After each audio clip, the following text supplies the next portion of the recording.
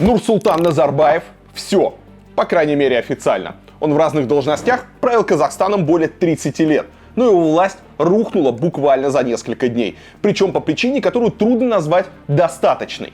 Протесты, которые привели к отставке Назарбаева, начались из-за подорожания сжиженного газа в Западном Казахстане. Экономический протест быстро стал политическим, а главным лозунгом на нем оказалась фраза «Старик, уходи». Так казахстанцы требовали вывести из власти чиновника, который уже почти 3 года не был президентом страны. Назарбаев стал главным героем российских новостей в начале 2022 года. Сегодня поговорим о том, как он пришел к власти, что сделал со страной и чем так разозлил народ, что его отставки требовали сильнее, чем ухода действующего президента и правительства. А пока ставьте лайки, пишите в комментариях, как вы относитесь к Назарбаеву и его режиму.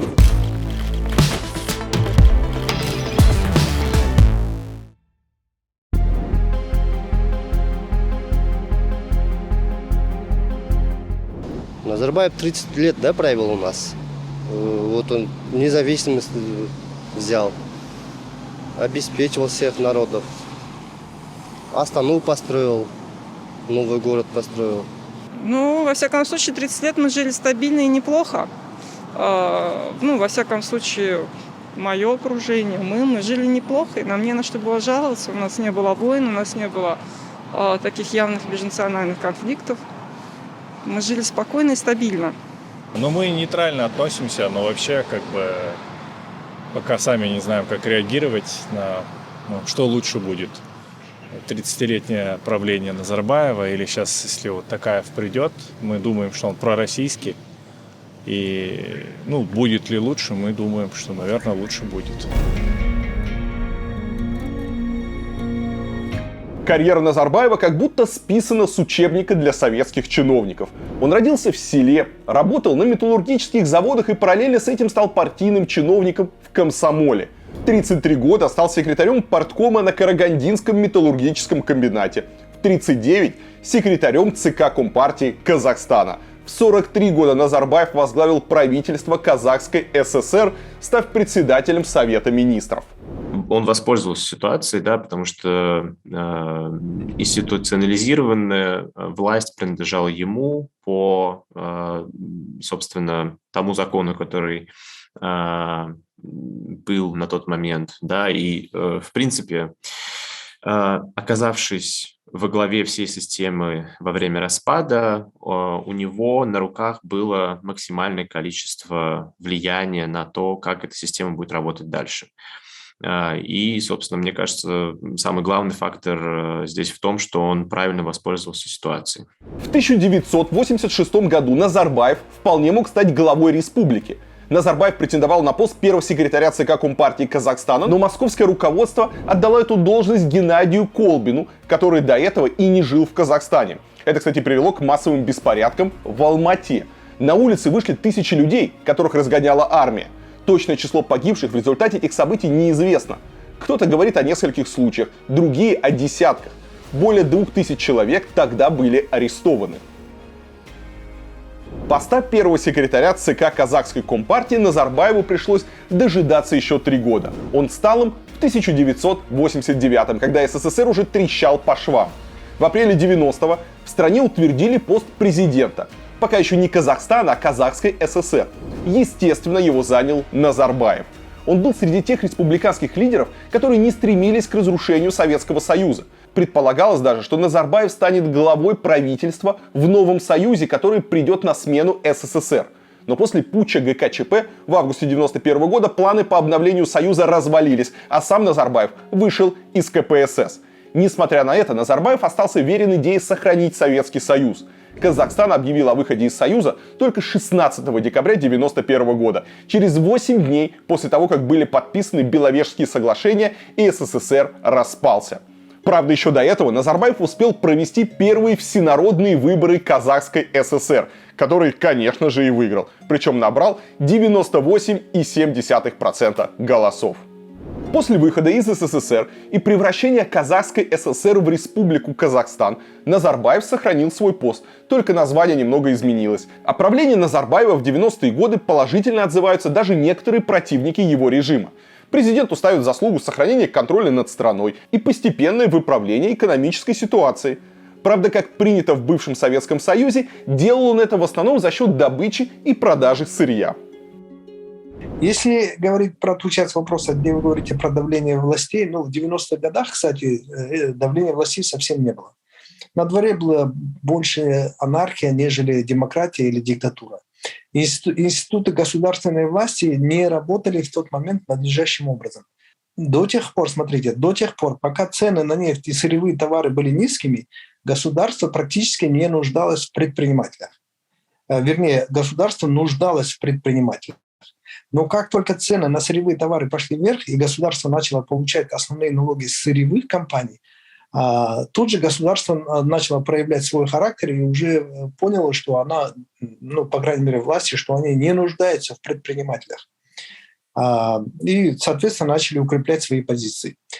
Теперь, когда у государства появились деньги, благодаря росту цен на сырьевые товары, у государственных чиновников появилась такая иллюзия теперь, что они сами могут построить все необходимые экономические объекты. И вообще, зачем им нужны отечественные предприниматели с их амбициями и запросами? Удивительно, но первые выборы в независимом Казахстане прошли только в 1999 году.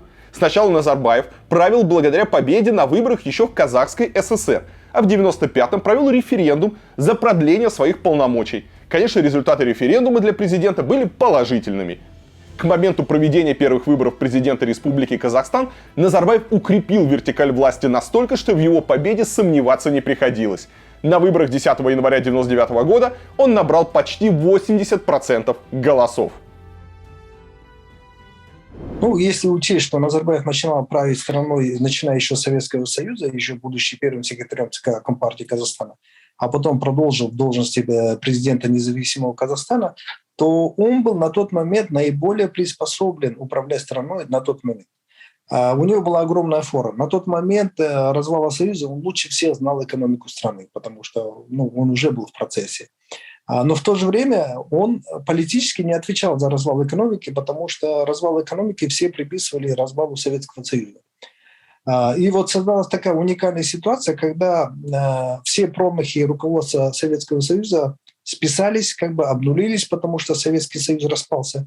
И Назарбаев начал строить экономику практически с нуля. С нуля не в смысле того, что до него вообще в Казахстане не было промышленности, сельского хозяйства и так далее. А с нуля в смысле того, что в сознании людей он начинал с нуля. Вот к тому же у него был удачный лозунг: сначала экономика, потом политика. Я считаю, на тот момент это была наиболее актуальная и наиболее правильная, адекватная на тот момент политика. То есть подход был правильный, потому что когда вокруг анархия, свобода, но в то же время все в нищете, наверное, правильно надо было начинать именно с восстановления экономики. Не было конкурентов, он был единственным кандидатом. Собственно, выиграл он за счет того, что не было абсолютно никакой конкуренции. Мне кажется, одно из главных достижений Назарбаева можно назвать то, как он способствовал тому, что в Казахстане образовалась нефтегазовая отрасль, как он использовал ресурсы для того, чтобы забить государственный бюджет деньгами. Конечно, огромное количество проблем здесь тоже есть. И коррупция, и то, что мы наблюдаем в других странах, и зависимость от энергоресурсов, но все же это позволило Казахстану стать экономически самой главной такой движущей силой в Центральной Азии. После победы на выборах 1999 года Назарбаев решил зацементировать свою власть при помощи правящей партии. Президент основал партию ОТАН, то есть Отечество. Сейчас она называется Нур-Отан, то есть Свет Отечества. С момента основания и до сегодняшнего дня она ни разу не набирала на выборах меньше 70% голосов. Ни о какой серьезной борьбе за власть в Казахстане и речи не шло. Очень напоминает, кстати, ситуацию с Россией, точнее, с Единой Россией. В нулевых сопротивление Назарбаеву пыталось оказать движение «Демократический выбор Казахстана». Движение требовало создать в Казахстане парламентскую республику, ликвидировать должность президента и гарантировать различные свободы. Любопытно, что одним из ее создателей был бывший министр энергетики Мухтар Аблязов, чьи планы по реформам зарубил Назарбаев. На демократический выбор Казахстана сразу было оказано серьезное давление. На его лидеров завели уголовные дела, СМИ запретили рассказывать о движении, в регистрации ему также отказали. Власти добились разделения движения. Его более умеренные члены предпочли создать собственную партию «Акжол». Эксперты называют ее карманной партией Назарбаева, но в парламенте Казахстана именно она отвечает за либеральное крыло. На 3 последних выборах Акжол занимала 2-е место, уступая лишь партии Назарбаева Нур-Отан. При этом реальных попыток бороться с Назарбаевым вторая партия страны не предпринимала. Опять же, все это очень похоже на российскую политику, где тоже в Думе представлены разные партии, но как что, все голосуют в едином порыве за лидера нации. Если же говорить в целом про внутреннюю политику Назарбаева, то он, как и любая сильная личность, он всегда стремился к единоличному управлению страной. И его понять можно. Вот для него все институты демократии не более чем внешняя, лишняя, неэффективная суета. Он вырос в Советском Союзе, получил образование в Советском Союзе, ну и стал руководителем при той стране. Разве он мог жить и мыслить по-другому? Так что внутреннюю политику можно охарактеризовать его 2, наверное, фразами. Это тотальный контроль над экономикой и второе – политическая стабильность для действующей власти. Оппозиция была, как и во всех странах Центральной Азии.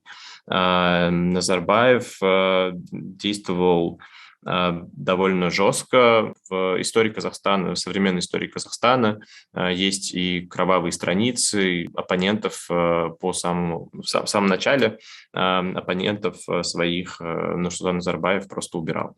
И главный фактор его стабильности, его правления и его власти в том, что он действительно оказался в этот переломный момент во главе всей иерархии. И у него было максимальное количество ресурсов, сконцентрированное в его руках, которое позволяло ему, собственно, зачищать поле от любой оппозиции, которая могла появиться. Это первое. Второе, в его руках был, собственно, и законодательный, и исполнительный, и судебный, все ветви власти, над которыми он имел влияние. И это позволяло ему принимать любые законы, которые только можно, которые подкрепляли его реальную власть юридически.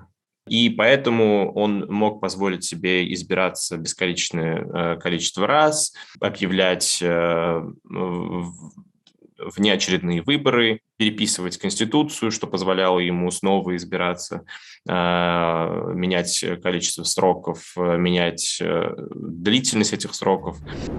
Многолетнее правление одного человека почти всегда приводит к появлению культа личности. Конечно, Назарбаев тоже этого не избежал.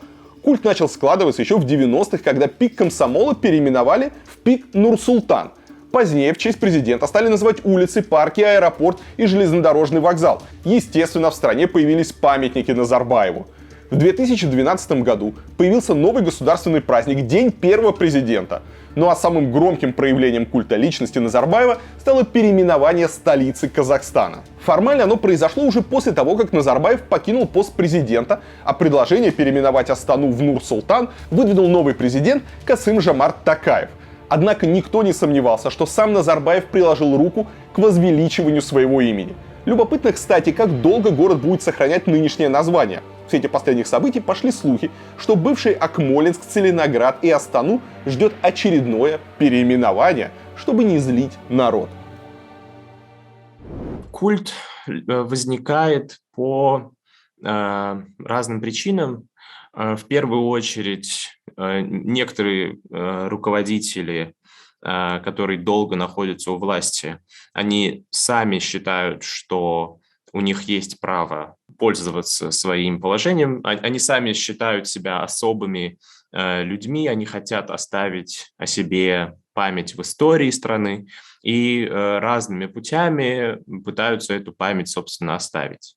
Кто-то вписывает свои идеи в конституцию страны, кто-то пишет книги, кто-то ставит памятники, кто-то переименовывает столицы. Да? И в Казахстане Нурсултан Назарбаев любил делать все это вместе и сразу. Другая причина вот этого культа личности – это, конечно, попытка окружения авторитарного правителя понравится ему, сделать то, что он точно одобрит, и лишний раз показать свою лояльность автократу.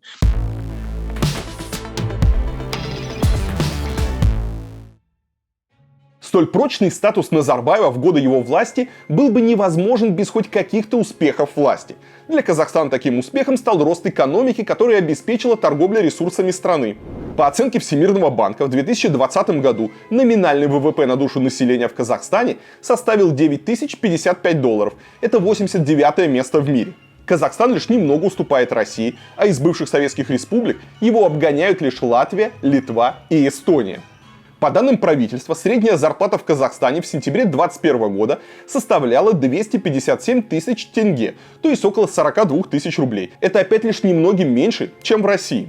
Основа экономики Казахстана – добыча полезных ископаемых. В рейтинге стран по запасам нефти Казахстан занимает 11 место. На нефтяной сектор приходится 17% ВВП страны. Нефтепродукты составляют больше половины всего экспорта Казахстана. Также Казахстан мировой лидер в производстве урана и занимает 8-е место в мире по запасам железной руды. Все эти ресурсы дали стране возможность улучшить общий уровень экономики, но еще они стали причиной так называемого ресурсного проклятия. Это когда руководство страны забывает про реформы и модернизацию, пытаясь все проблемы просто залить деньгами, пока они есть. Когда денег становится меньше, например, если нефть дешевеет, ситуация стремительно ухудшается.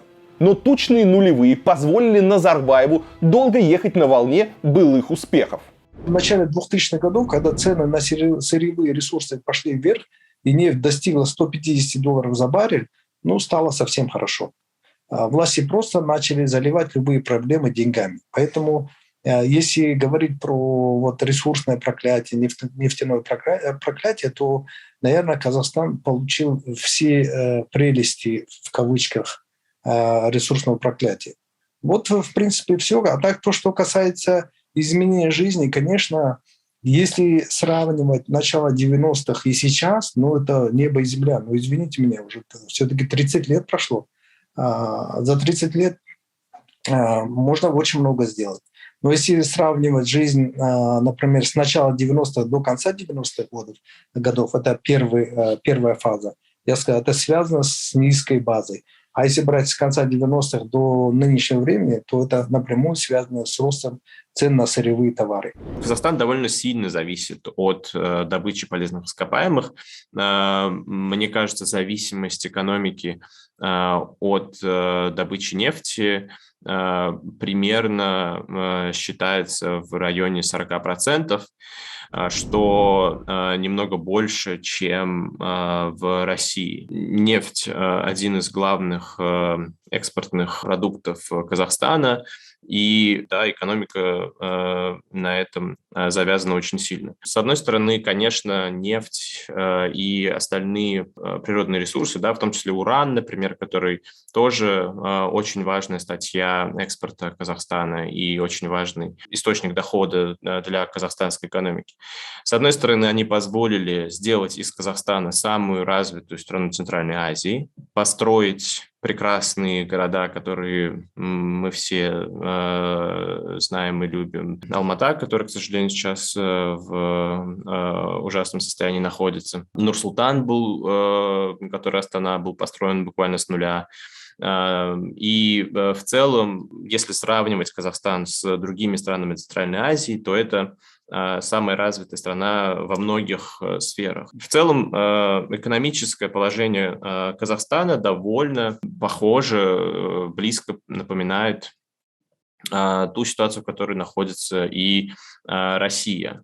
Да, когда экспорт просто ресурсов – это очень выгодно, но в то же время это такой тупиковый путь развития, потому что кроме этого в стране, получается, больше ничего не нужно.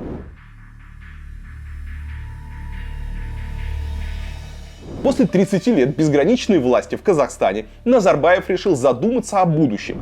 Есть мнение, что на эти мысли его навела смерть многолетнего президента Узбекистана Ислама Каримова. Когда тот умер, его семья попала в опалу к новым властям. А потому Назарбаев решил позаботиться о передаче власти человеку, при котором его близкие сохранили бы деньги и влияние. Операция «Преемник» завершилась в марте 2019 года, когда Назарбаев сложил полномочия президента. По Конституции пост президента перешел к председателю Сената парламента Казахстана Касым-Жомарту Токаеву. Его Назарбаев и выбрал себе в преемнике. Трансфер власти готовился не один год, и выбор на Токаева пал неспроста. Во-первых, он был полностью лоялен Назарбаеву, а во-вторых, долгое время работал дипломатом вне Казахстана, а потому не имел своего клана во власти. Отдав кресло президенту Токаеву, Назарбаев сохранил за собой пост председателя Совета Безопасности. Это дало ему, например, возможность накладывать вето на решение президента. То есть формально, конечно, главный человек в стране это был президент, но над ним всегда был Назарбаев, который мог зарубить любое его решение. Вдобавок, Комитет национальной безопасности Казахстана возглавлял назарбаевский человек Карим Масимов. Да и большинство других важных постов остались за людьми из команды Назарбаева. Наконец, пост главы правящей партии Нур-Отан еще 1,5 года оставался за бывшим президентом. Назарбаев перестал быть главой государства формально, но на деле сформировал с новым президентом Токаевым дуэт правителей. Кто в этом дуэте был главным, вопрос спорный, но в народе главой страны продолжали считать Назарбаева. Чиновники, естественно, больше слушали Назарбаева, если есть по одному и тому же моменту мнение Токаева и Назарбаева, то, понятное дело, мнение Назарбаева учитывалось больше. Да? Назначение на важные должности в правительство и так далее, они проходили через Назарбаева. То есть Токаев был, условно говоря, окружен людьми из приближенного круга Назарбаева. В своем обращении народу в прошлом году Токаев даже сам говорил о том, что большее количество его приказов саботируется, намекая на то, что аппарат, который по закону обязан выполнять его действия, не выполняет их, потому что не считает Токаева реальной властью. Все же в целом было благо для страны. Мы все понимаем, что Назарбаев по факту, де-факто не отошел от дел, де-юре, да, отошел, но де-факто не отошел. Ну, явно есть двоевластие. Это не исключается. Есть понятие библиотека, где сидит бывший, где находится резиденция бывшего президента. И все посматривают на библиотеку. Это меня радует. Я человек науки, когда ссылаюсь на библиотеку, для меня это что-то позитивное. Но если брать с точки зрения формальной организации, конечно, присутствие президента, ну, здесь, смотрите, во Франции там 4, в Америке 4-5 президентов находятся, они никогда не вмешиваются. Да. Ушел и ушел. Все, даже редко позволяет себе критиковать. Как складывается у нас ситуация? Ну, внешне вроде бы есть полная самостоятельность. И это просто внешняя сторона. Но народ хотел увидеть какие-то серьезные реформы. Этих реформ пока мы не имеем.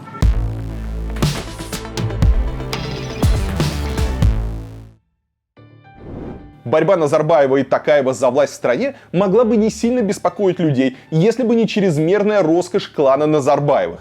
За годы у власти Елбасы, или лидер нации Назарбаев, обеспечил всех своих родственников хорошими должностями и сотнями миллионов долларов. Старшая дочь экс-президента Дарига Назарбаева долгое время контролировала крупные казахстанские СМИ. После отставки отца она полгода побыла председателем Сената Казахстана. С этого поста ее убрал Токаев. Состояние Дариги Назарбаевой оценивают в 600 миллионов долларов. Старший сын Дариги, Нурали Алиев, входит в топ-50 самых богатых людей Казахстана при состоянии в 270 миллионов долларов. Средняя дочь Назарбаева, Динара, считается богатейшей женщиной страны. Вместе со своим мужем Тимуром Кулебаевым она контролирует крупнейший банк Казахстана – Халык. Личное состояние Динары оценивают почти в 3 миллиарда долларов, а на двоих с мужем они имеют почти 6 миллиардов долларов. Наконец, младшая дочь Назарбаева, Алия, хоть и не занимает верхние строчки в списке Forbes, но входит в руководство как минимум 4 компаний. А ее муж Димаш Дасанов руководит компанией «Казахстано-Китайский трубопровод». Причем взлет в его карьере наступил именно после женитьбы на Алие. Племянница Назарбаева Гульмира Абишева работает председателем суда в Алматинской области, а его племянник Самат Абиш – первый заместитель председателя Комитета национальной безопасности. Другой племянник Кайрат Сатыбалды занимается бизнесом, имеет состояние в 163 миллиона долларов. Если просто сложить названные здесь суммы, получится более 7 миллиардов долларов. Но оппозиционные СМИ Казахстана считают, что реальным богатством владеет сам Назарбаев. Говоря о его состоянии, называют цифры вплоть до 100 миллиардов долларов. Трудно оценить, насколько такие данные правдивы, но учитывая положение семьи Назарбаева, логично предположить, что и сам первый президент страны человек, мягко говоря, не бедный. Из-за всего этого в народе Казахстана сформировалось мнение, что Назарбаев продолжает править страной и богатеть за ее счет, пока простым людям приходится выживать и терпеть, например, двукратное подорожание сжиженного газа.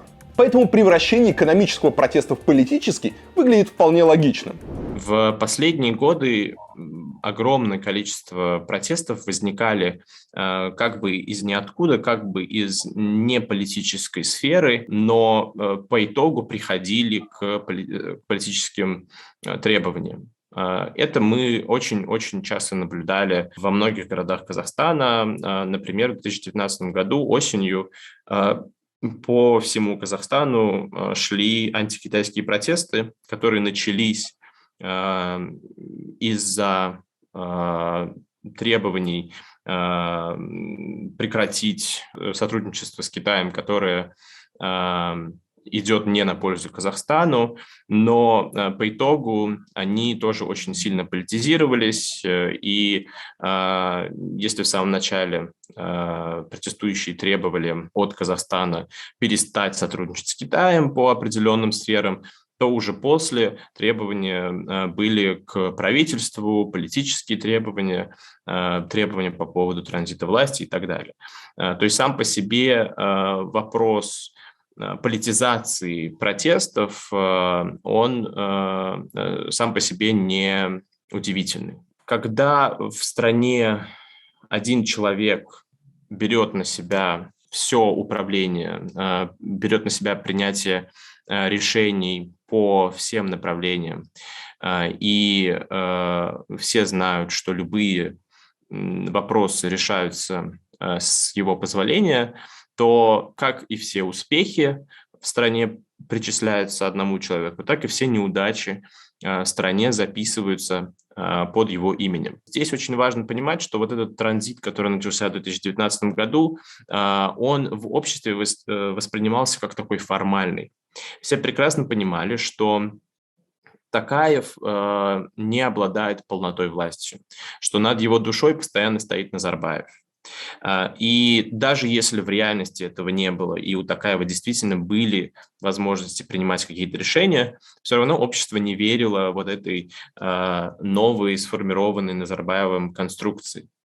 И поэтому, конечно, любые неудачи, любые проблемы, которые были в обществе, они истоком этих проблем считалась коррупция, считались кумовство и так далее. А все это, конечно, самым главным первоисточником всех этих проблем считался Назарбаев, его семья, его ближайшее окружение и то, что они засиделись у власти и буквально пользуются уже своим положением для личного обогащения. Когда Токаев убрал премьер-министра и убрал некоторых членов правительства, некоторых министров, было понятно, что он таким образом хочет показать, что виновные наказаны. Виновные были как раз те люди в правительстве, которые ассоциируются с Назарбаевым.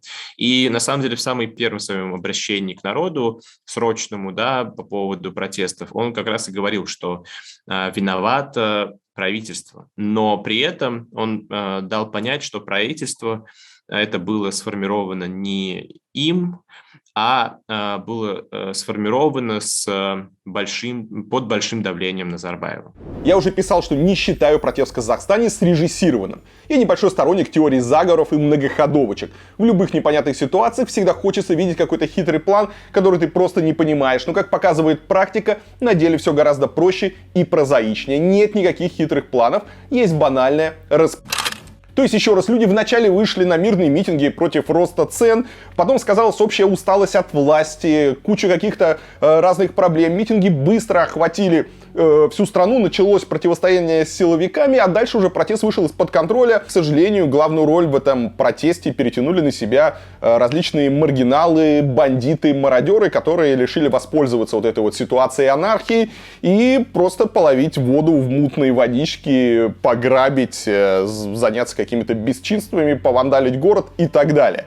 И этой же ситуацией, этой же анархией мог воспользоваться тот же самый Токаев, которому наверняка надоело быть игрушечным президентом. По крайней мере, все его действия на это указывают. В первые дни протеста Токаев отправил в отставку правительство Аскара Мамина.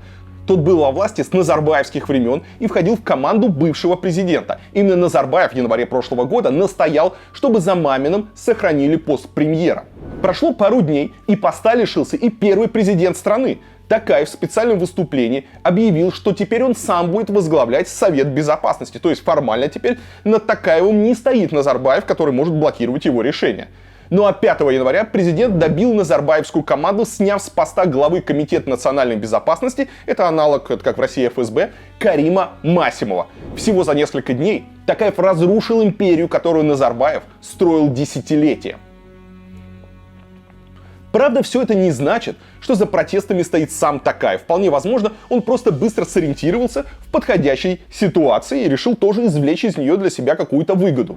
Если общество не успокоится на данный момент, если эти протесты продолжатся радикализироваться, и требованием будет сдать Назарбаева, то, возможно, будет дальнейшее ухудшение положения Нурсултана Абишевича. Ну, потому что он и так-то 20 лет сидел у власти, что ему еще. Люди много работали, зарплаты были маленькие, поэтому цены повысили вот на газ. С этого все началось.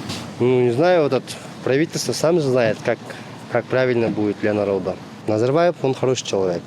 Для народа он что смог, он сделал. Назарбаев, он по-прежнему остается елбасы. Конечно, двоевластие в стране ни к чему хорошему не приведет, и я думаю, что это надо было давно сделать. Потому что Назарбаев, в принципе, нам дал многое. То, что так поменялся Казахстан, это благодаря Назарбаеву. Но после того, как у него такая власть появилась, он просто начал все жрать, можно сказать, другим словом.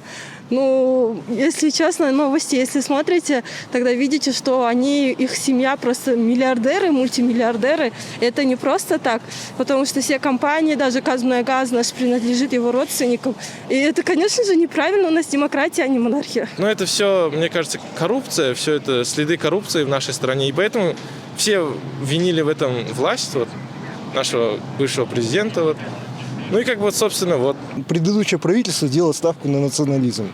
Это всегда катастрофа для страны. На примере Украины мы это видели. Потому что, с одной стороны, вот есть пример Кунаева, когда все при нем построили в стране, и он не двигал никуда своих родственников. Вы не слышите про клан Кунаева, например. А зато есть клан Назарбаева, про который все знают, наверное, в мире во всем. Я вообще-то политикой не очень интересуюсь. И политика мной тоже. Но я не знаю, мне, наверное, все равно. Главное, чтобы мир был. Ну, во всяком случае, у нас мирно было. У нас не было национальной розни. У нас более или менее можно найти работу при желании. Ну, а так никаких претензий у меня к нему нет. Страна жила нормально. Ну, как бы не сказать, что прям бедно. Конечно, в каждой стране есть и бедный народ, и богатый народ. Это в каждой стране есть. Войны не было. Главное, войны не было. Главное, у нас не было, как вот в Афганистане там, или Сирии, как бы, ну, слава богу, такого не было. И за это просто сейчас могу сказать просто спасибо. Думаю, что им надо кого-то винить. И 30 лет человеку власти, им кажется, что все беды от них. От него, точнее, от одного человека. Ну, мы так не совсем не считаем, что во всем виноват только один человек. Там, скорее всего, какие-то его подчиненные все это крутили-вертели. Он вообще давно не при делах. Такое ощущение складывается. Самого Назарбаева все протесты никто не видел и не слышал. Елбасы не появлялся на публике с момента встречи с Владимиром Путиным 28 декабря. Появились даже слухи, что на самом деле Назарбаев умер еще до начала протестов. Затем сообщили о специальном самолете, который вылетел за ним из России. О том, что Назарбаев покинул Казахстан вместе со своей семьей, о том, что Назарбаев укрылся в Китае. Целую неделю о местонахождении первого президента сообщали только слухи. Ну и Александр Лукашенко заявил, что общался с Назарбаевым по телефону. Но опять же, доверять этой информации, смотрите сами. Первая официальная информация появилась лишь 8 января, когда пресс-секретарь Назарбаева сообщил, что тот находится в Нур-Султане. Но сам первый президент на камеру не появлялся, что оставило пищу для размышлений конспирологам. Пока что мы даже не знаем, где он находится. Пока что есть разные теории о том, что он в Китае. Непонятно вообще, в принципе, возвращался ли он после последнего своего появления в Санкт-Петербурге в Казахстан. Непонятно, где он находится. Возможно, он действительно уже сейчас не в Казахстане. Были разные сообщения СМИ, что и его родственники тоже не находятся в Казахстане. Поэтому, возможно, если он посчитает для себя необходимым покинуть Казахстан, он это сделает, и никаких препятствий для этого я не вижу. Смотреть на то, как многолетняя империя рушится за несколько дней, всегда интересно. Казахстанцы уже начали валить памятники, которые воздвигали своему лидеру. Возможно, скоро и названный в честь него город переименуют.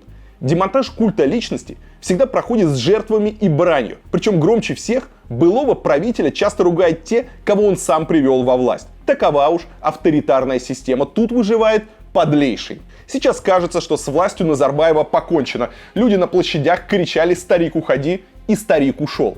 Точнее, его ушли. Но будет ли новая казахстанская власть менее авторитарной? Даст ли она людям те права и свободы, которых требовали настоящие протестующие, а не бандиты и мародеры? Можно ли вообще быстро построить демократию там, где 70 лет был совок, а потом 30 лет авторитарное правление и культ личности? Ответ на эти вопросы мы узнаем в ближайшие годы. А первые шаги Касым-Жомарта Токаева в роли полноправного правителя увидим уже в ближайшее время.